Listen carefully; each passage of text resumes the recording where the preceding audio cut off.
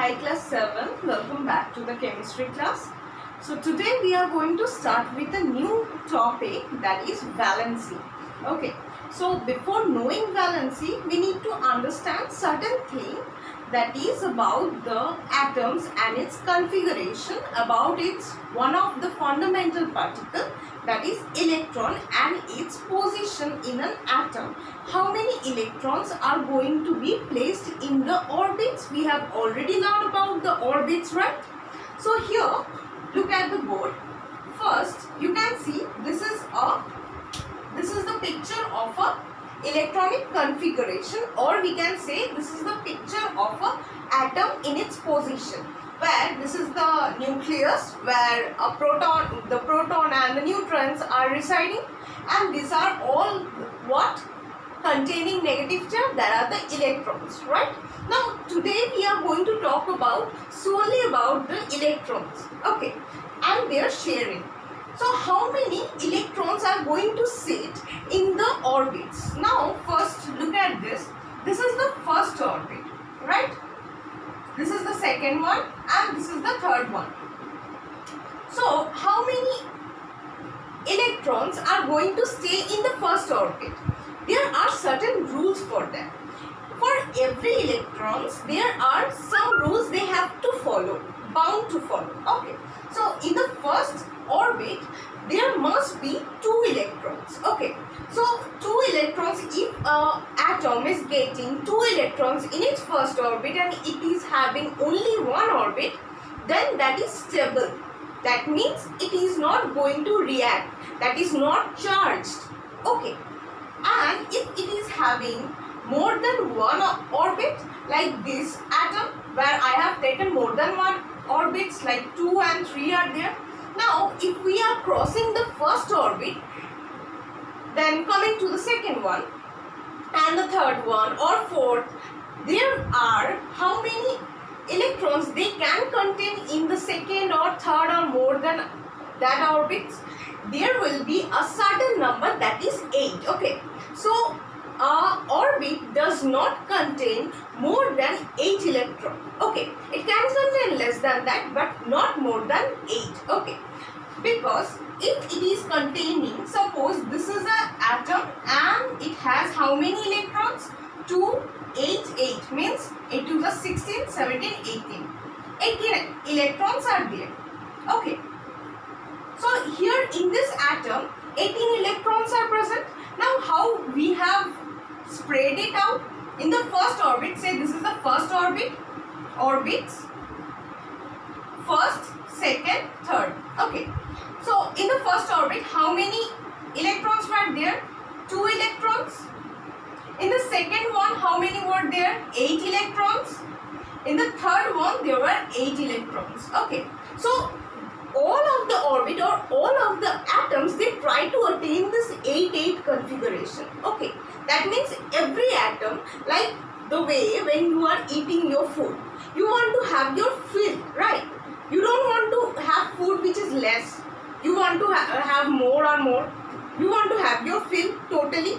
That is the way atom also, they also want to have their fill with 8 electrons in their other orbits. Okay, so that they can be stable. They are not going to react with anything.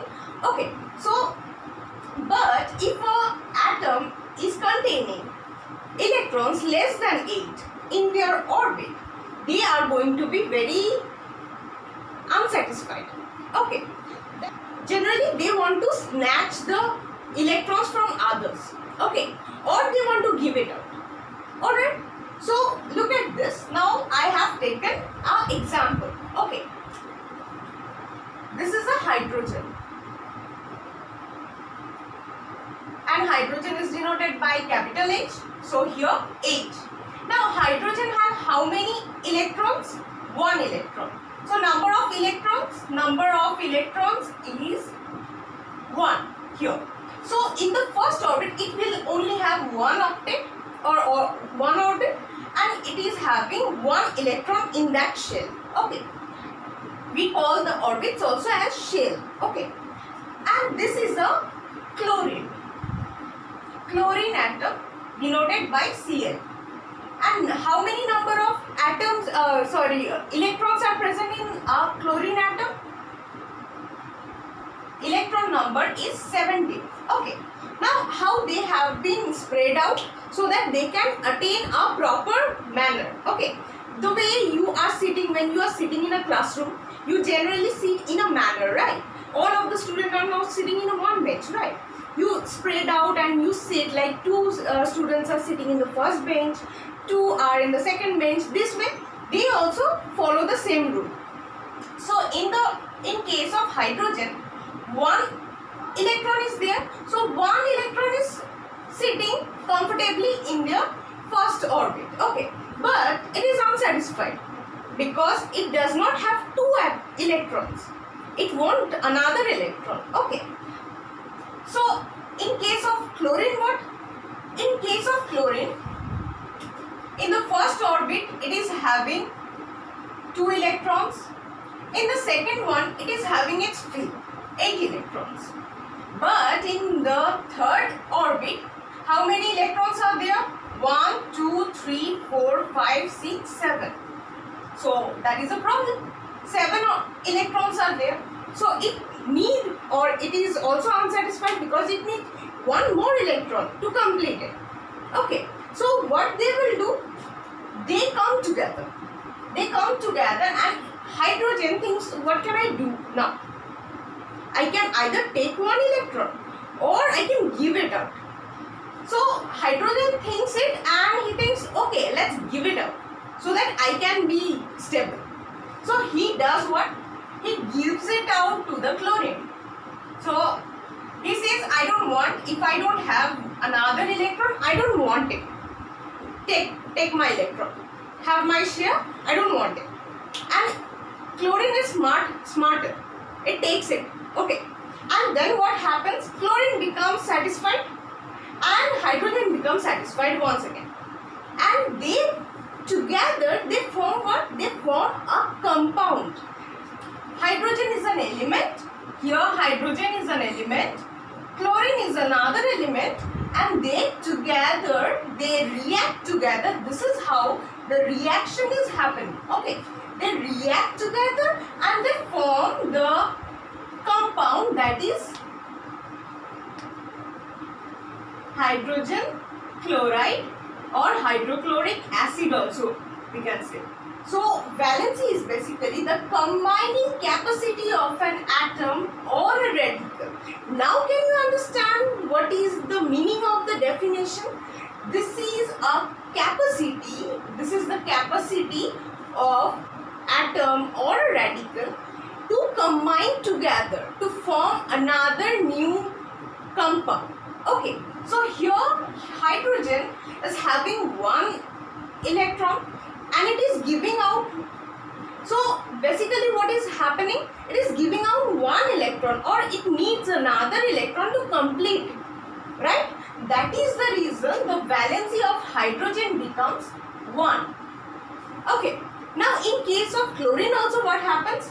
Chlorine needs one electron to complete itself, right? Because it has 7 electrons. Now it needs one more to complete itself. That's why the valency of chlorine also 1. Okay.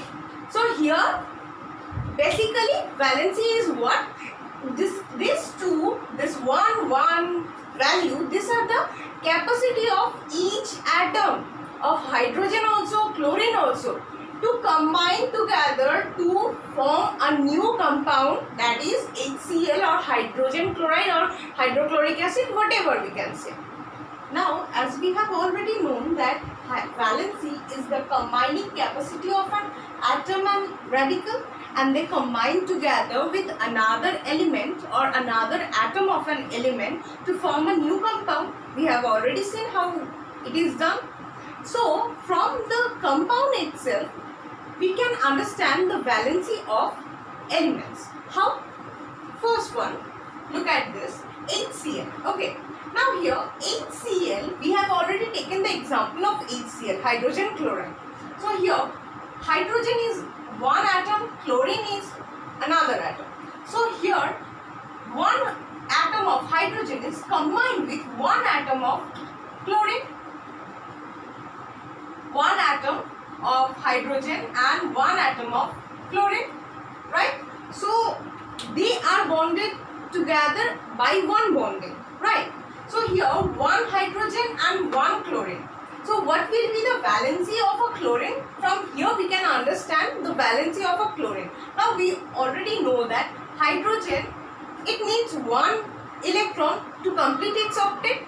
That's why the valency of a hydrogen is always 1. Okay, that is a universal one.